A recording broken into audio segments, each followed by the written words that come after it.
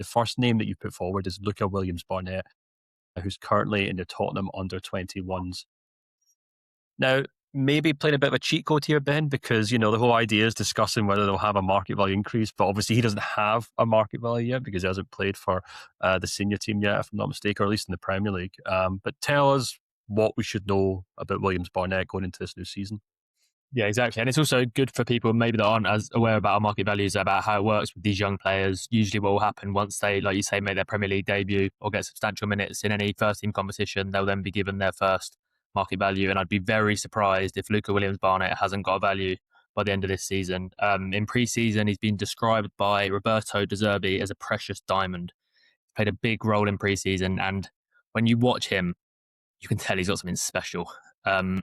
It's always so hard to know with players this age because their development between sort of 16 and 20 is so huge. And, Mikey Moore, when he first burst onto the scene, spoke about being this supreme talent that would take the league by storm, and it's not quite worked out. Obviously, he's still a good player. He's on loan, going to be in Germany this season. But Luca Williams Barnett, the way he moves with the ball, he's got some serious talent. He glides with it. He can beat players. He's extremely powerful, always looking to get a shot away.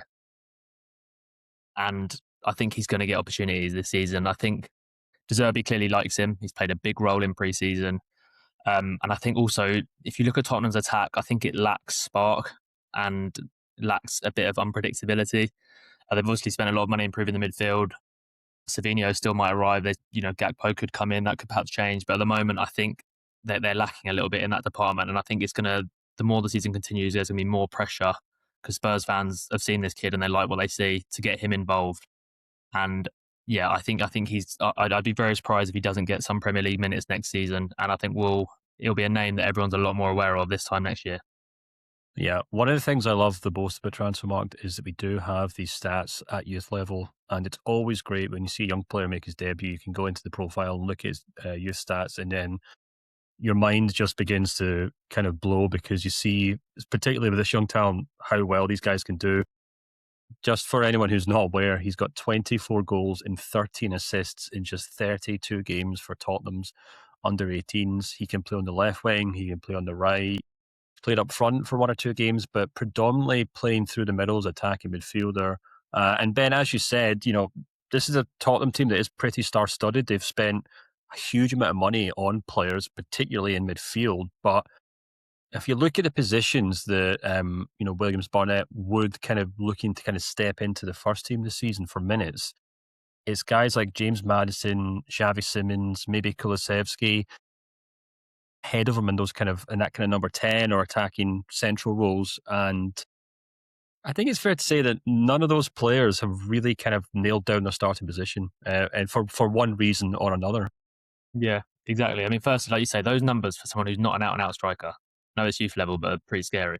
But yeah, like you say, in terms of that position, I think Maddison is probably maybe the most talented, but he's coming off the back of a serious ACL injury.